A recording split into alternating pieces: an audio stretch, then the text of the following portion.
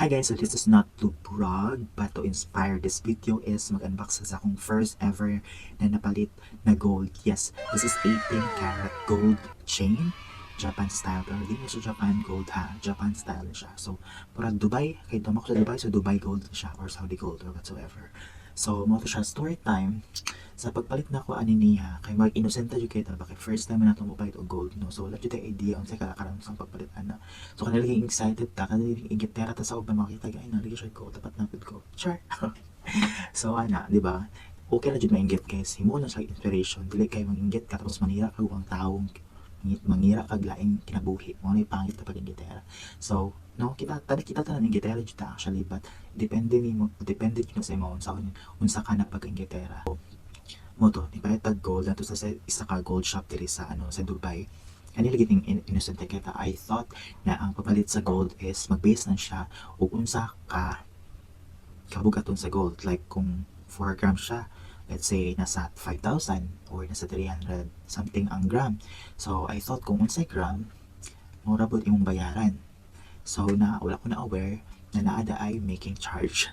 So murag na warlock ta dito pagpalit na to mo to ni bayad na ta and all murag kanong niabot man ni kada ko ang akong bill and whatsoever. So si kuya po wala po nag-explain sa ko, kay basta kay makasell lang, basta kay makabaligya lang, okay na. So pagkaong panibalik ko after na ako pagkapalit, ay dili tayo after 2 days, kaya wala ko nahimutang ano ko na pagkataon lang once dili sa ko ma-explain og tarong na feeling na ako nalugi ko, no, magkundi na joke ka lang mubalat jud ko. So nibalit ko dito sa store nila ki-explain niya mo ni mo na. So mo to nasabtan na ako na they making charge. So kung palit tay ka gold sa mga gold shops jud, no, na takot ako jud making charge kay napa jud as in sa making charge na poy tax. So moto na nabudol ta nakapalit siya gold ever. So at least atong kwarta wala na to sa no, sa papayt-payt like mga salina and all. Kay na-realize na ako na kapi ba kayo mag sige trabaho, no, tapos ang kwarta ma-water lang, di ba? Ang kwarta wala na padulungan, pagkaon sa nina okay lang, pagkaon na pero sa nina mga butang pag wala siya return investment pa, return investment, tama ba? Investment in return. Basta kay mo na to. So kaning gold di ba napakisuoton na kay pang pag design sa mulawas. Pwede pa nimo masangla or mapaligya sa panahon na imong kagipitan. Char, kagipitan. So ana kong na-realize no na kung daghan pa lang kog kwarta no madapay jud kog daghang gold. Ano jud ang mindset karon. So nahinay-hinay lang. So luckily na-impas na to ni siya ha. Impasan din ako ni siya. Tandog jud atong savings na gamay para lang makabat aning chain. So pakita na ba na ako? Of course. Charan! Yung kay sudanan no? Red. Diyos ko. And by the way, never mind. So mo ni siya, pabay kayo na ako kay kuya wala kay lain sudanan draya.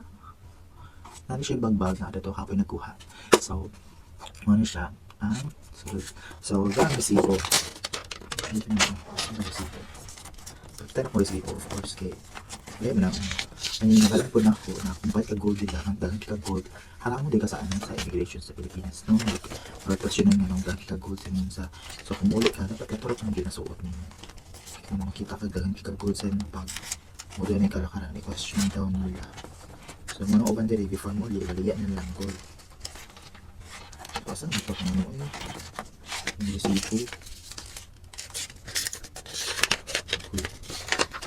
Napalinsa ha. Then, kita na po akong resibo. Ano siya? Diba? Ang sponsor sila ito i-promote ang pangalan. So, ano siya? Oliver. Number, ayun na. Text pa kayo na. So, ano siya? One chain. 18 karat. Iyang kabugaton is 3.50 lang. Kana ang sagot 3.50 lang sagot 3. Matay kwarta. Mo niyang ang total napay VAT. Ano nang givat ay pero sige sa una wala. So mo to siya. So first i-open na nato kasi wala mo na open na nato. So para di ba ang butcher. So mo na siya guys. This Japan style 18 karat chain. So yan yung Japan style kay Pino kaya pagkahimo no.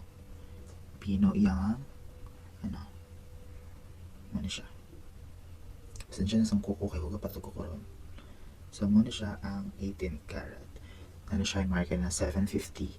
750 means 18 karat. Na yun. Basta mo to siya. So ano siya?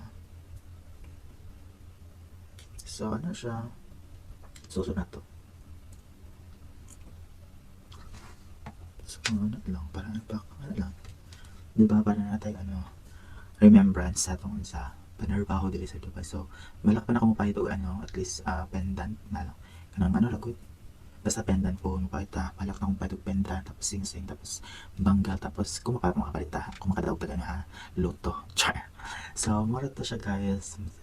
Proud of myself no na nakapahit na tag gold ever since first ever gold na investment sa itong kaugalingon. So ano lang, diba? Panatay remembrance sa itong pagpanarbaho din sa ang langyaw panarbaho din sa Dubai. So pwede pa rin siya lang